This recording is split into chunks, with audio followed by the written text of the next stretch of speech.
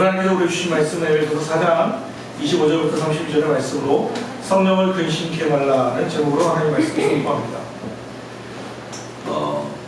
운전을 하다 보면요, 가끔 차가 좀 괜찮은 차인데 앞에 차, 옆에 차가 상식 밖에 운행을 할 때가 있습니다. 갑자기 비틀거린다거나 갑자기 차선을 이탈해서 한 곳으로 쏠려간다거나 그럴 때를 가끔 경험하게 됩니다. 그러면 걱정이 되죠. 무슨 문제가 있나 싶거든요. 그리고 또 경우에 많은 경우 10중 8구는 보통 그런 차들은 한잔 하신 거죠. 술을 마셨기 때문에 차가 아무리 좋고 괜찮은 멀쩡한 차라할지라도 가다 보면 운전자가 취해버리면 그 차는 비틀 할 수밖에 없죠. 요즘 그 새로운 차를 보니까 그런 시스템이 되어 있더라고요. 요즘은 얼마나 좋아졌는지 내 차를 가다가 그 비상식적인 주행을 하게 되면 시스템에서 연락이 오더라고요. 전화가 와서 이 차 괜찮냐고, 문제 있는 거 아니냐. 그리고 전화를 못 받으면 사고가 난 줄 알고 차의 위치로 경찰과 의료진이 파견되는 그런 시스템으로 요즘 바뀌어가고 있더라고요. 그러니까 요즘은 진짜 많이 바뀌어간 것 같아요. 요즘은 그런데 아무튼 차가 아무리 좋아도 운전자가 잘못하면 차는 비틀비틀 할 수밖에 없어요. 그리고 대부분 앞서 말한 것처럼 한잔 하십니다. 제가 뭘 보냐면 좀 좋은 얘기는 아니지만 몇 년 전 고 김주혁이라고 하는 배우가 좋은 차를 타고 있었죠. 벤츠인데 갑자기 하트어택, 심장에 공격을 당하니까 차가 몇 차선을 거꾸로 옆으로 해서 결국은 전복되면서 정말 아까운 생명이 끝나는 걸 보았잖아요. 그러니까 차가 중요한 게 아니고 진짜 중요한 건 운전자가 중요하단 말이에요. 그러면 이걸 보면 우리의 삶으로 잠깐 돌이켜본다면 차를 우리 몸으로 생각해 봅시다. 우리 사람이에요, 사람. 그러면 사람이 제대로 가는 방법은 뭐냐면 운행자가 똑바로 하면 돼요. 우리 인생을 살아갈 때 우리 제대로 살아가는 방법은 내 안에 있는 운전자가 똑바로 하면 되거든요. 그런데 성경은 사람을 세 가지로 세 부분으로 나눠요. 육, 혼, 영. 이 세 부분 또는 급할 때는 육과 영혼으로 나누기도 하고 이분법, 삼분법이라고 하는데 거의 다 비슷한 얘기예요. 육은 아는 것처럼 우리 몸이죠. 이 몸은 다 아는 것처럼 육체예요. 육체. 다 가지고 있어요. 그리고 나중에 죽으면 이 땅에 남고 나중에 썩어져 버리는 똑같은 존재이죠. 이 육이에요. 그래서 사람이 진짜 사람인 이유는 이 육 외에 그 안에 뭐가 있냐면 혼과 영이 있어요. 혼이라는 것은 우리가 그냥 생각하고 있는 우리의 지정의, 지식, 감정, 의지를 보통 혼합해서 얘기할 때 혼이라고 해요. 지정의, 알미라든지 감정이라든지 어떤 의식이 있다든지 그러니까 모든 사람은 보통 육과 혼은 다 있단 말이에요. 근데 뭐가 있냐면 영이에요. 영이라고 하는 단계가 있죠. 육체가 잘못되면 아프면 의사에게 가면 돼요. 그러면 고쳐줄 수 있으면 고치고 만약 못 고치면 준비해야 하는 거죠. 그 육체예요. 육체. 그럼 사람이 고칠 수 있어요. 혼도 마찬가지예요. 정신적인 문제가 생기면 정신과 상담을 받는데요. 또 약물 치료도 받고 하면서 혼을 고치려고 많이 하죠. 요즘 현대사회가 진행할수록 이 혼의 문제가 더욱더 심각해지고 있죠. 조울증이라든지 이런 것들, 정신과. 오죽하면 어제 뭐라고 해요?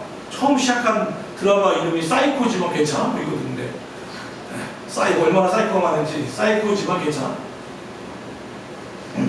정신적인 문제를 받는 사람들이 많아요. 물론 이것을 딱 구분할 수는 없어요. 육과 혼을 어떻게 나눌 수 있냐. 육체가 아프면 영혼이 아프고 영혼이 아프면 육체가 아프니까.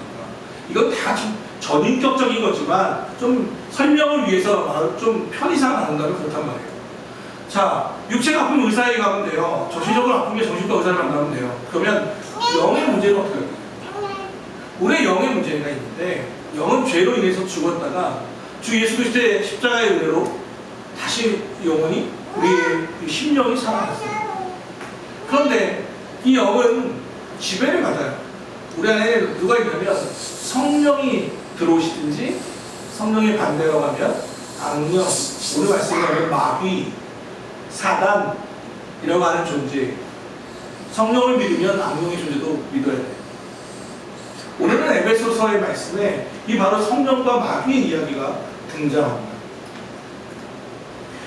사람들은 현대에게는 사실 세 가지를 믿고 있었어요. 세 가지 우상이 있었어요. 뭐냐면 첫 번째는 과학이에요. 과학이 제대로 발전하면 인생을, 우리 인간을 되게 행복하게 만들 줄 알았어요. 그래서 21세기가 되면, 또 2020년이 되면, 오죽하면 저희 클 때 만화 영화가 원더키드 2020 뭐 이런 거였단 말이에요. 2020년 되면 엄청난 일이 벌어질 줄 알았어요. 엄청난 일이 벌어졌죠. 코로나라고 하는. 2020 때는 막 해외도 나가고, 우주로 나가고, 막 비행기, 자동차 공중에 뜨고, 레이저 쏘고, 막, 진짜 이런 걸 통해서 막 엄청난 인생이 우리 인간들이 풍요를 누릴 줄 알았어요. 과학주의 됐어요. 또 하나 우리 우상이 뭐냐면 황금 만능주의. 돈이면 다 되는 줄 알았어요.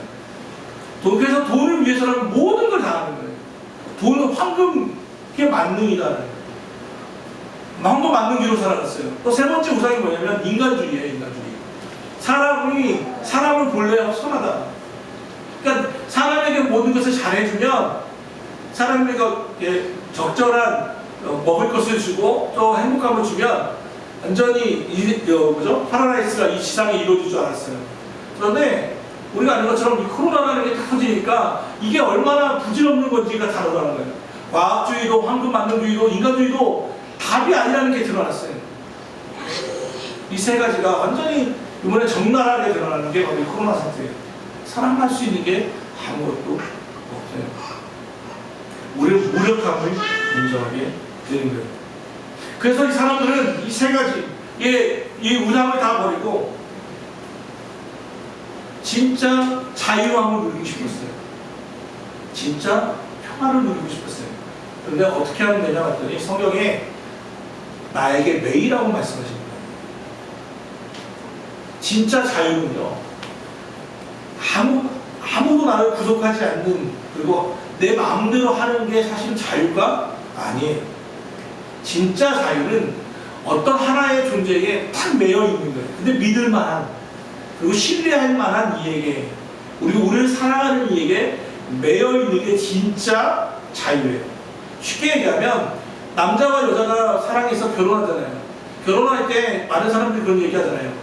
야, 이렇게 많은 30억의 남자와 여자가 있는데 어떻게 30억의 인구를 다 버리고 이 한 여자에게 또는 이 한 남자에게 매일 수 있냐는 얘기하잖아요. 그런데 결혼할 때는 그게 가능했거든요. 다 필요 없어요. 30억은 다 필요 없어. 나는 이 사람 한 사람에게만 속하기를 원하는 게, 그걸 맹세하는 게 결혼이라고 하는 관계예요. 한 사람에게 매여 있을 때 이 사람에게만 나의 존재를 주는 것, 그게 결혼이라고 하는 거예요. 그때는 그랬어요. 지금은 어떨지 모르지만. 저도 마찬가지예요. 저도 20대에 결혼했는데 결혼할 때 생각은 분명한 건 그거예요. 막 에너지가 넘칠 때는 이 여자가 저 여자인가, 이 여자가 내 여자인가, 이 여자가 내 여자인가 막 고민하던 것이, 한 여자를 딱 택하고 그분과 결혼하고 나니까 다른 데다 신경 쓸 필요가 없어요. 그 안정감이라고 하는 거예요. 이 남자를 구분하지 않고 그냥 매여 있는 거예요. 한 사람이 매여 있는 게 기쁨이었었어요. 아무튼 하나님께도 마찬가지인 거예요. 이 땅에 많은 것들을 누릴 수 있지만, 내 마음대로 살아갈 수 있지만, 그게 아니라 하나님께 딱 하나님만을 선택하고 그분의 부르심에 아멘으로 순종하면 하나님과 내가 매여지는 거예요. 하나님과 딱 매여지는 거예요. 하나님에 속해지는 거예요. 하나님의 노예가 되는 거예요. 하나님의 종이 되는 거예요. 하나님의 사람이 되는 거예요. 하나님의 자녀가 되는 거예요. 거기서 우리는 진정한 자유를 누립니다. 그게 진짜 자유예요. 그런데 많은 사람들이 이런 길을 택하지 않아요. 그래서 이 길을 좁은 길이라고 말해요. 좁은 길을 걸으며 할 때 오늘 사도행전 191장에 그 좁은 길이 바로 이거예요. 나는 다른 것을 다 선택할 수 있지만 나는 하나님께만 선택했습니다. 하나님께만 매여 있습니다. 여기서의 자유를 누리겠습니다. 그러니까 신앙인의 시작이에요. 그래서 성경에는 고린도후서 3장 17절에 보면 주의 영이 계신 곳에는 자유함이 있느니라 말씀하시기도 하고, 요한복음 8장에는 진리를 알지니 진리가 너희를 자유케 한다 말씀하기도 합니다. 성경은 자유를 우리에게 말해요. 그런데 어떤 자유? 종이 됨으로써 누리는 자유, 하나님의 뜻대로 살아가는 자유, 그걸 성령이 계신 곳에 우리 자유함이 있다. 이 모든 일을 하시는 분이 누구냐면 성령 하나님. 예수 그리스도를 알게 하고 그분을 깨닫게 하고 그의 말씀을 생각나게 하고 하나님의 뜻대로 살아갈 수 있도록, 요즘 차에 그게 있더라고요. 보니까 차선 이탈 방지가 있더라고요. 내 차선이 차가 가다가 옆쪽 가려고 하면 삐지듯 경고예요. 경고음이 난단 말이에요.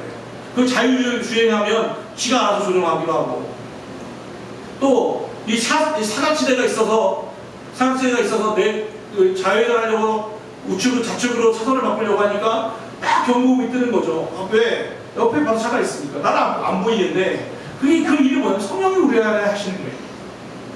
다른 길로 가지 마라. 내가 다른 길로, 악의 길로 가려고 하면, 죄의 길로 가려면 성령이 막 깜빡이를 치는 거예요. 야, 하지마.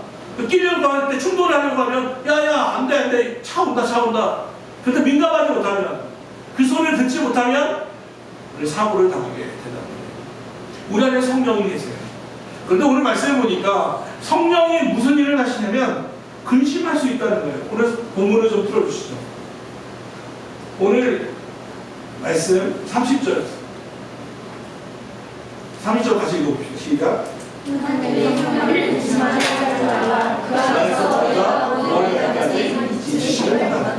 하나님의 성령이 우리 안에 계시는데 그분이 어떤 일을 하냐면 근심할 수도 있다고 말하는 거예요. 성령이 근심을 하신대요. 누구 때문에? 우리 때문에. 근심하신대요. 걱정하신대요. 그 안에서 너희는 하나님의 성령을 근심하게 하지 말라. 왜냐하면 성령이 그 안에서 너희가 구원의 날까지 인치심을 받았느니라. 여기서 구원이란 예수 그리스도가 다시 이 땅에 오시는 재림의 날, 또는 우리가 죽어서 하나님 나라로 부르는 받을 때 그날 영화를 얘기하는 거예요. 여기서 구원. 우리가 영화롭게 될 때 날까지 성령 안에서 성령이 우리를 계속해서 보호하고 인도해 가신다는 거예요. 여러분 기억하십시다. 하나님은 우리를 절대 포기하지 않아요. 그래서 반드시 하나님은 우리를 위한 길을 인도해 내세요. 그런데 문제는 두 가지예요. 어떤 사람은 순순히 따라가든지 기쁨으로 따라가든지, 어떤 사람은 매맞고 가는 거예요. 모르면 매맞고 어떻게 하나님 그 목적지로 갈 거예요. 그런데 자기가 기뻐하며 좋은 길을 걸으며 기뻐하며 가는가, 아니면 매맞으며 울며 가는 거예요. 반드시 하나님 목적을 이루신다니까요. 우리를 향한 뜻을 이뤄요. 또 어떤 길을 갈 거냐. 그러니까 사람이 때리면 우리 부모님도 아시죠. 아이들은 훈육한다고 해서 하고 나면 애들도 아프겠지만 부모의 마음은 멍들거든요. 그게 아닌데, 아이들을 훈육하고 나서 기분 좋으신 그 부모는 정말 사이코예요. 없어요. 부모는 아이들이 훈육하고 나면 부모의 마음은 얼마나 아픈데요. 성령이 마찬가지예요. 하나님이 우리에게 자꾸 경고하지만 그 하나님도 근심하신다는 거예요. 그러면 하나님의 성령이 언제 근심하시는 걸 보면 되겠죠.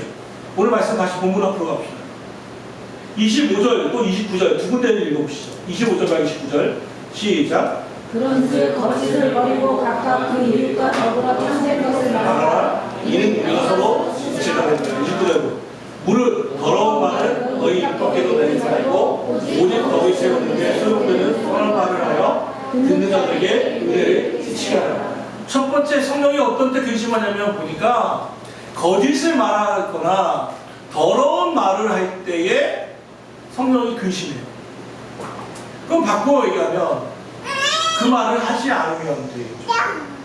거짓을 말하지 않고 더러운 말을 입 밖에 내지 않으면 괜찮아요. 그런데 우리가 아는 것처럼 우리의 말이 이런 마음대로 움직여지지 않아요. 우리 말은요, 내가 생각하는 게 나오게 돼 있어요. 내가 쌓아놓은 것이 나와요. 그러니까 내가 내 말을 더러운 말을 하지 않으려면 더러운 걸 생각하지 않으면 돼요. 근데 그게 안 된단 말이에요. 안 돼요. 그래서 내가 이거 어떻게 설교해야지 고민하다가 지혜를 얻었어요. 아, 태교하는 것처럼 하면 되겠다. 아이들이 배 안에 있잖아요, 배.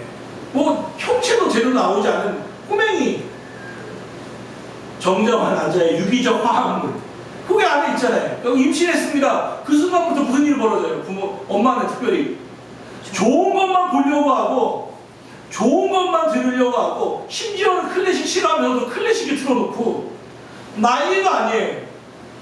그래서 제가 웬만하면 제가 임신하신 분은 제 신방을 안 가요. 좋은 것을 보여드려야 되는데 저를 보면 힘들까봐 좋은 것만 보려고 하고 좋은 것만 들으려고 해요. 근데 그게 뭐냐면 그게 쌓아가는 거예요. 내 배 안에 있는 지가 뭐가 얼마나 안다고. 근데 태교하는 마음이 그런 거예요. 우리 안에 누가 계시냐면 성령이 계세요. 그럼 어떤 마음으로 살냐면 태교하는 마음으로 살아요. 참 뒷담화하는 거 되게 달콤하거든요. 그래서 누군가를 막 누가 뒷담화하는 데가 있으면 나도 그 안에 적용되면 나도 모르게 내 입에서 나는 그렇게 생각하지 않았는데도 불구하고 그들의 이야기가 내 생각을 지배하고 나도 말로 같이 동조하게 돼 있어요. 내가 나쁜 것을 계속해서 보면 그게 나한테 계속 쌓여져서 나도 모르게 그것이 실행돼요. 게임 중독이라고 하는 것들을 이야기하는 이유가 바로 그런 것입니다. 게임이 나쁘다 좋다의 문제가 아니라 너무 지나치게 그것을 매몰되어지면 현실과 사회, 이 게임을 구분하지 못하는 거예요. 무언가를 생각하고 무언가를 보려면 되도록이면 태교하는 마음으로 살아가시죠. 어떤 말에, 특별히 성령의 근심은 말에서 와요. 말에서. 거짓을 말하면, 거짓은 사단을 뭐라고 말하냐면, 사단을 요한복음에는 사단의 존재를 이렇게 하거든요. 살인하는 자요, 거짓말 장이, 거짓의 아비라고 성경을 사단을 이야기하거든요. 거짓, 이게 살인하는 자요, 거짓말쟁이요, 거짓의 아비, 두 가지 다 거짓이에요. 근데 앞에 살인까지 생각해보면 거짓은, 거짓말하는 것은 사람을 죽이고 살리는 거예요. 말은 사람을 살리기도 하고 죽이기도 해요. 어떤 사람이 누군가에게 한마디의 그 말이, 힘찬 한마디가 사람을 살려요. 그런데 누군가의 한마디는 한 사람의 심령에 박혀서 그 사람을 파멸로 이끌어가기도 해요. 그래서 성경은 계속 말의 중요성에 대해서 우리에게 경고하는 거예요. 요즘 아이들을 보면 51초에 한 번씩 욕을 뱉는다고 하는 통계가 있어요. 51초에 한 번씩 욕이 나와요. 욕이 아니면 옛날에는 우리 말에 욕이 꼈는데 요즘은 욕에 정상적인 말이 들어가는 게 요즘 세대예요. 그래서 걱정하는 거예요. 말을 왜 욕하지 말라고 하냐면 욕에는 순기능이 있어요. 뭐냐면 욕을 하면 기분이 시원해지거든요. 그 욕은 또 시적으로나 욕을 하면 나의 모든 감정을 한마디로 딱 얘기할 수 있잖아요. 내 표현이 어떤지 욕 한마디 딱 하면 욕의 장점이에요. 그런데 단점이 너무 많아요. 뭐 다 얘기할 수는 없지만, 근데 욕은 그래서 다른 사람을 죽이고 살릴 수 있고 내 심령 자체를 매몰되게 만들어버려요. 오늘 성경은 분명히 얘기해요. 거짓에 말하지 말고 다른 사람에게 29절 더러운 말은 너 입 밖으로 내지 말고 오직 덕을 세우는데 소용되는 대로 선한 말을 알려 듣는 자들에게 은혜를 끼치게 하라. 은혜를 끼치게 하는 사람들이 있어요. 말을. 이 사람 말을 들으면 기분이 좋고 행복할 때가 있어요. 근데 어떤 사람의 말을 들으면 너무 이야기해요. 우리 부모님들에게 하나 청원한다면 옳은 말을 하려고 하지 말고 은혜의 말을 하려고 그래요. 그런 얘기 하잖아요. 말 못하는 분들이 항상 하시는 말이에요. 내가 틀린 말을 안 해. 그러고. 틀린 말을 안 해요. 근데 틀린 말을 기분 나쁘게 하죠. 그게 문제거든요. 옳은 말을 하는 게 아니에요. 덕이 되는 대로, 덕을 세우는데 소용되는 대로 선한 말을 하라. 그래서 은혜를 끼치는 것까지 보라는 거예요. 말은 더 지옥이 나는 게 아니라 이 말이 어떤 결과까지 이루는지를 고려하고 얘기하는 거예요. 그게 안 되면 성령이 근심해요. 두 번째는 뭐냐면 화예요. 화. 26, 27절 같이 읽어봅시다. 시작. 분을 내어도 분을 품지 말고 마귀에게 틈을 주지 말라. 화를 안 낼 수 있어요, 사람이? 말도 안 되는 일이에요. 화를 어떻게 안 내요? 분을 내어도 화를 내는데 그거 감정이니까. 감정은 중립적이에요. 나쁘고 좋고의 문제가 아니에요. 화는 다 난다니까요. 예수님도 화를 내셨어요. 그런데 분을 내어도 뭐 하냐면 해가 지도록 분을 내어도 죄 짓지 말고 해가 지도록 분을 품지 말라. 여기서 해가 진다는 건 뭐 물법적으로 율법적으로 저녁 6시까지는 어떻게든 풀라 이게 아니라 여기서의 에베소서에 말하는 유대인의 시간관념은 저녁이 되고 아침이 되면 하루거든요. 하루의 시작이 저녁부터예요. 우리는 아침부터 시작이지만. 그러니까 화를 냈다면 그날 뭐 그 사람이 어떤 사람이 12시일 수 있고 어떤 사람은 잠자리 들기 전일 수도 있어요. 그날까지는 어쨌든 분을 품었으면 그것을 풀어내라는 거예요. 그렇지 않으면 왜? 거기에 누가 들어와요? 마귀에게 틈을 주지 말라. 화를 내는 것은 문제가 아닌데 이 분노가 하루 이틀씩 이렇게 쌓여가니까 거기에 뭐가 들어가면 마귀가 틈을 노린다는 거예요. 내가 말하는 것보다 더 과격한 말을 해요. 저도 부부간에 싸우다 보면 말다툼하다 보면 내가 생각 이상으로 더 화를 내는 것을 보게 돼요. 내가 그렇게까지 말을 독하게 할 생각이 없었는데 분이 딱 찾아오니까 내가 그렇게까지 생각하지 않는데 나도 모르게 내가 생각한 거에 10배, 10배, 20배 더 독한 말을 던져버리는 거예요. 화를 내는 거예요. 그거 사과하지 않아요. 예전에 제가 섬기던 교회에 교사 부부가 있었어요. 여자분은 62세 권사님이셨고 남자분도 막 은퇴 거의 한 살 더 많으시니까 그랬어요. 남자분이 얼마나 풍채가 좋으시고 또 인자한지 교회 다니시면서도 막 부처같이 보여요. 그런데 보니까 그분이 저 때는 세 신자였어요. 세 가족. 그 연세에. 그런데 그분이 얼마나 교사예요. 얼마나 인격적이냐면 우리 교회에 전도된 아이 학교에서 교사 때문에 온 전도된 아이가 있어요. 4학년 4학년짜리. 왜 왔냐면 선생님이 너무 좋아서 선생님이 다니시는 교회에 온 거예요. 세 가족인데 전도가 된 거예요. 그가 있는 교직 생활 30몇 년 동안 제자들이 끊임없이 스승의 날이 되면 지금은 뭐 기록도 그렇지만 이 선생님 때 모일 만큼 이 남자분이 참 좋으신 분이에요. 저도 이야기 몇 번 해보지만 교인이니까 정말 참 맑고 교양 있게 하시고 정말 교사의 표본처럼 되는 분이었어요. 그런데 어느 날 그 권사님과 어디를 갔다가 오다가 그 권사님한테 얘기를 들었어요. 선생님, 저기가 괜찮죠? 좋다고. 너 원래 안 그랬어요? 무슨 소리예요? 그러면 그분이 얘기하시는 거예요. 뭐냐면 어렸을 때 부부 신혼 때부터 술만 먹으면 그렇게 때렸다는 거예요. 몇십 년을 때리셨대요. 그러니까 권사님이 매일마다 날마다 와서 기도하는 거예요. 아니 그 영혼을 구원시켜달라고. 근데 기도하는 가운데 근데 갑자기 무슨 얘기냐면 내가 막 때릴 때 이게 이 사람의 문제가 아니라 차의 문제가 아니라 운전자의 문제일 수 있겠다는 생각이 드는 거예요. 그래서 그분이 뭐냐면 그 당시에 뭐 나이 많은 분 알겠죠? 마이마이라고 하는 것도 있잖아요. 그 마이마이라고. 그거를 사신 거예요.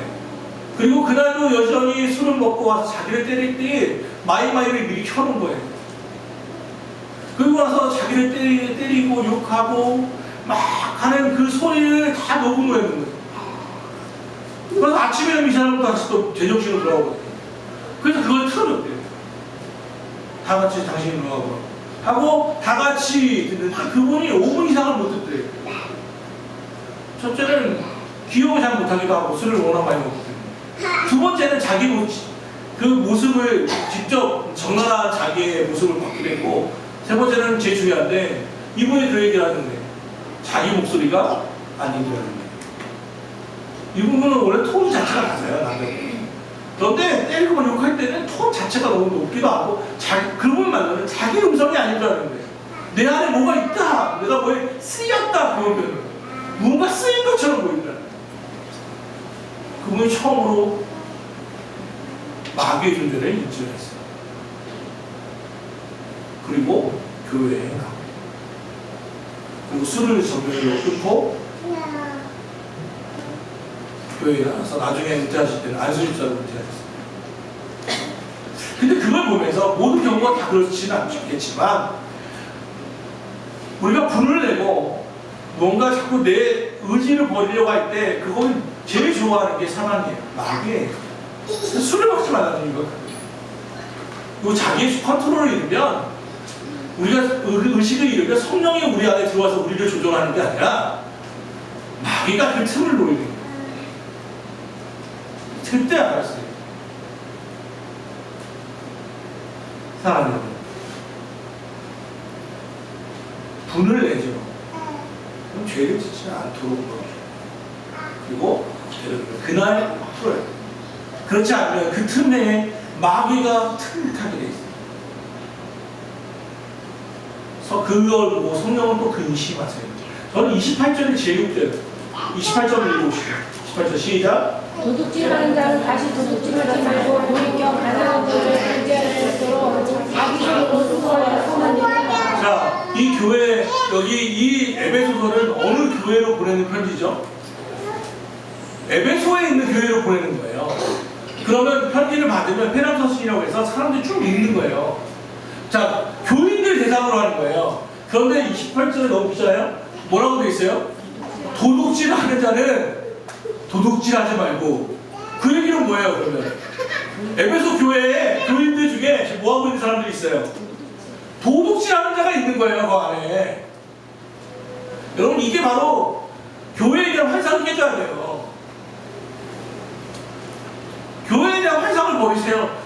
에베소 교회 신약 성경의 초대교회의 가장 멋있는 폴리카몬이라고 하는 그 목사님 감독이 나중에 순교하며 죽는 교회가 에베소 교회거든요. 바울의 양자라고 하는 그 폴리카몬. 그런데 그분이 다니마던 그 문제 없을 것 같은 교회에 교인들 중에 뭐하고 있냐면 도둑질 하는 자가 있는 거예요. 그것도 한두 명이 아니야. 오죽하면 여기에 써있어. 도둑질 하는 자는 난 이 말씀 볼 때마다 웃겨요. 도둑질 하는 자는 그런데 뭐 하냐면 다시 도둑질하지 말고 돌이켜서 너 가난한 자에게 구제할 수 없고 네 손으로 자기 손으로 수고하여 선한 일을 하라. 삶의 방정식을 바꾸라는 거예요. 악한 일을 하면 그게 성령에게 뭐예요? 근심거리가 된다는 거예요. 근심거리. 하나님 성령께서 금시하고 있다는 거예요. 자기가 수고하고 땀을 흘려서 일하는 것, 그 일이 하나님의 기쁨이 되고, 물론 도둑질해도 땀이 나겠죠. 자기 손으로 훔치겠죠. 그런데 그 일은 선한 일이 아니에요. 하나님 그 수고를 수고로 보지 않아요. 이 얘기는 좀 더 확대한다면 내 삶에 진전이 일어난다는 거예요. 담배를 20개 피를 폈으면 성령은 삶에 진전이 일어나야 돼요.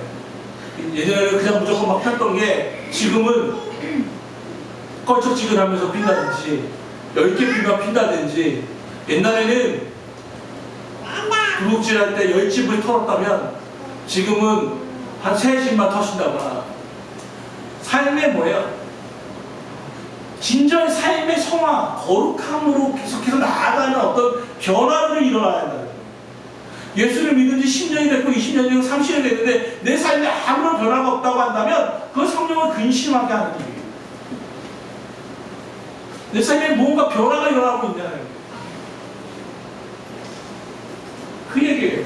도둑질이라고 하는 그걸 대표적인 얘기로 봐서 그것이 일어나지 않으면 성령은 근심하세요. 아이의 걱정은 뭐냐면 아이가 제대로 커가고 있는가. 시간이 지나면 지날수록 어떻게 돼요? 얘 키도 좀 커져야 하고 생각하는 것도 좀 커져야 하고 말하는 것도 좀 늘어나야 하고 그게 정상적인 성장이에요. 그렇지 않으면 무슨 일이 벌어져요? 근심이 돼요. 부모에게 근심이 돼요. 우리도 마찬가지예요. 성령이 언제 근심하시냐면 내 삶에 변화가 없을 때, 신앙의 성장과 성숙이 없을 때 성령은 근심해요. 지금 만든 그 의미가 있어요. 이제 7월 5일이 맥주절인데 저희 교회는 그때 저걸 하려고 해요. 잠언서를 94개로 나눴어요. 잠언서 1장부터 31장까지를 좀 구분해 놨거든요. 그거를 필사하는 일을 좀 같이 하려고 해요. 그래서 다 문제도 타이틀도 만들었어요. 지혜의 책에서 지혜를 얻다. 그 다음에 위에는 이렇게 써놨어요. 서바이벌, 생존하실래요? 뭐로? 서바이블, 성경을 써라. 오, 예. 서바이벌 이라고 써놨어요. 그래서 성령은 우리의 말과 성장이 일어난 말이 거짓될 때, 그리고 분이 제대로 풀어지지 못할 때, 그리고 삶의 변화가 일어나지 않을 때 성령은 근심이에요. 마지막입니다. 이거 보세요. 어디 가세요? 예, 31절로 32절로 같이 읽읍시다. 시작. 너희는 모든 악독과 노함과 분냄과 떠드는 것과 비방하는 것을 모든 악의와 악의를 버리고 서로 친절하게 하며 불쌍히 여기며 서로 용서하기를 하나님이 그리스도 안에서 너희를 용서하는 것 같이 하라. 서로 불쌍히 여기며 용서하는 거예요. 용서는요, 이 사람이 제대로 할 만해서가 아니라 어떤 때 용서하게 되면 불쌍히 여겨질 때 용서가 되더라고요. 신기한 일이죠. 이건 또 다른 교회에 있을 때 젊은 부부예요. 부부 아내는 그 교회 메인 반주자였어요. 그러니까 얼마나 교회에서 많이 연주나 이런 것도 많이 했겠어요. 저희 교구에 젊은 30대 부부였는데 이혼하겠다는 거예요. 그래서 만났어요. 만났더니 이유는 그런 거였어요. 다른 여자가 있는 것 같다. 또 교회 내에 또 다른 여자와 신앙도시 이 여자분은 못마땅했어요. 그래서 저하고 상담을 했어요. 이쪽 얘기를 다 들었어요. 남자분의 이야기도 다 들어줬어요. 그리고 다 서로의 억울함을 다 이야기를 들었어요. 그리고 날짜를 한번 적었어요. 그 두 부부를 그 집에 제가 다시 밤 8시쯤 갔어요. 남자분은 무슨 일을 하시는 분이냐면 석공이에요. 조각하는. 그런데 그걸 사람이 몸으로 하지만 기계를 들어가지고 돌을 이렇게 옮기고 이런 일을 한다고요. 남자분이 저보다 키는 작은데 몸이 정말 좋으세요. 우람하다고 해야 하나? 체격이 좋아요. 그런데 30대 후반이셨는데 허리가 고질병이에요. 힘을 제대로 못 씁니다. 아니, 이 집에 가서 무엇을 말씀해야 합니까? 뭐라고 얘기합니까? 이때 하나님이 주셨던 말씀이 4장 32절 저 말씀이었어요. 서로 불쌍히 여기며 용서하기를 이라는 말이었어요. 그래서 갔어요. 그래서 서로의 이야기 다 듣고 나서 이야기를 했어요. 여자분에게, 그때 여자분의 아이가 어린 두 아이가 있었거든요. 육아에 가서 남편에게 먼저 이야기했어요. 이 집사님 어떠냐고. 겉으로 볼 때는 화려해 보이지만 아이 둘 키우는 게 얼마나 어려운지 알아요. 아이죠. 아이가 1살 2살인데 제대로 밤에 잠도 못 자고, 또 교회에 그러면서도 메인 반주는 계속해야 하고, 또 주중에 기도에 나오면 항상 나와서 반주하고 아이들 데리고 다니는 것, 그것만 한번 생각해 보라고. 어떤 거 같아요? 남자분인가 보고요. 여자분에게 얘기했어요. 여자분에게 여기 수사님 뭐라고. 남자분이 또 막 기관지도 정말 안 좋았어요. 그냥 돌가루 만집니다. 지금 저보다 더 몸도 좋고 힘도 좋으신데 다 몸에 병든 거 다 알고 있잖아요. 기관지도 안 좋고 허리도 안 좋고 제대로 힘도 못 쓰는 거 알고 있잖아요. 누구를 위해서 이런 일을 하겠냐? 왜 돌가루를 왜 마시라고 생각합니까? 불쌍하지 않아요. 그러면 이 말씀을 했어요. 서로 불쌍히. 갑자기 막 두 부부가 울기 시작합니다. 내 입장을 생각할 때는 내 입장에 생각할 때는 서운한 거예요. 왜 나의 억울함을 알아주지 못하고 서로가 서로에게 서운함을 느끼는 거예요. 그건 너무 자연스러운 거예요. 그런데 또 한 번 뒤집어 보니까 서러운 게 아니라 불쌍히 여겨봅니다. 불쌍히 여기는 거예요. 그러니까 뭐가 되면 용서가 되죠. 대부분의 부모들이 돌아가실 때 유언은 대부분이 그거죠. 서로 싸우지 말고 화목하라. 뭐 형제 자매가 있는 두 부에게 남겨두고 먼저 부모가 떠나갈 때 대부분의 유언은 화목하고 싸우지 말라예요. 왜 그런지 알지? 왜 그러냐면 부모에게 제일 아픈 것은 내 자식들이 서로 싸우는 거예요. 화목하지 못하는 것이 근심이 돼요. 그래서 오늘 말씀에 바로 32절 제일 마지막에 이게 들어와 있는 거예요. 용서야. 근데 어떻게 서로 용서하는데 하나님의 그리스도 안에서 너희를 용서하신 것 같지 않아. 차라리 용서하라고 하면 하겠는데 조건이 없냐면 하나님 안에서 하나님의 그리스도 안에서 뭐예요? 예수 그리스도의 십자가에 못 박혀 죽으신 그 죽음과 같이 우리를 용서하는 거예요. 그거는 이 사람이 뭔가 용서를 먼저 구했기 때문에 용서하는 게 아니에요. 인생이 불쌍해서 긍휼히 여기셔서 긍휼히 용서잖아요. 불쌍이잖아요. 우리를 사랑해 주신 것처럼 너희도 먼저 용서하라. 그게 아니라면 서로 싸우게 되면 서로 서운해하면 어떤 일이 벌어집니까? 하나님의 성령이 우리 안에서 근심하게 돼요. 근심은 오늘 말씀을 정리합시다. 우리 안에는 차가 아무리 멀쩡해도요, 차 그게 중요한 게 아니에요. 운전자가 중요해요. 우리 인생에 진짜 중요한 건 내 운전자 잡는 게 아니에요. 성령이 내 안에서 운행하게 하는 거예요. 내 안에 계신 근데 성령은 우리를 기뻐할 수도 있고 근심할 수도 있습니다. 근심할 경우들이 몇 가지가 나왔어요. 거짓을 말하는 것, 분을 내는 것, 그리고 하루를 풀어내지 않는 것, 삶의 진전이 일어나지 않는 것. 그 얘기는 바로 죄의 가운데 있는 거죠. 마지막 네 번째는 서로 불쌍히 여기며 용서하지 않는 것. 계속해서 가지고 있는 것. 내 아직으로만 뭉쳐있는 것. 어떤 성령에게 근심이 된다고 말합니다. 하나님 가운데 교회 성도 여러분, 여러분의 안에 계신 성령께서 기뻐할 수 있기를 바랍니다. 우리 찬송가 191장을 다시 한번 볼까요? 찬송가 191장의 가사는 이와 같습니다. 내가 매일 기쁘게 순례의 길 행하면 주의 발이 나를 안보하며 내가 주의 큰 복을 받는 참된 비결은 주의 영이 함께하리라. 전에 죄에 빠져서 평안함이 없을 때 예수 십자가의 공로 힘입어 그 발 아래 엎드려 참된 평화 얻음은 주의 영이 함께하리라. 나와 동행하시고 모든 염려하시니 나는 숲의 새와 같이 기쁘다. 내가 기쁜 마음으로 주의 뜻을 행함은 주의 영이 함께하리라. 세상 모든 욕망과 나의 모든 정욕은 십자가에 이미 못을 박았네. 어두운 밤에 지나고 무거운 짐 벗으니 주의 영이 함께합니다. 하나님이 여러분과 함께 하십니다. 그 하나님을 근심케 하지 말고 기뻐하게 하는 참 사랑스러운 주의 자녀들이 되기를 주 예수 그리스도로 축원합니다. 사랑하는 하나님, 오늘 주의 말씀을 기억합니다.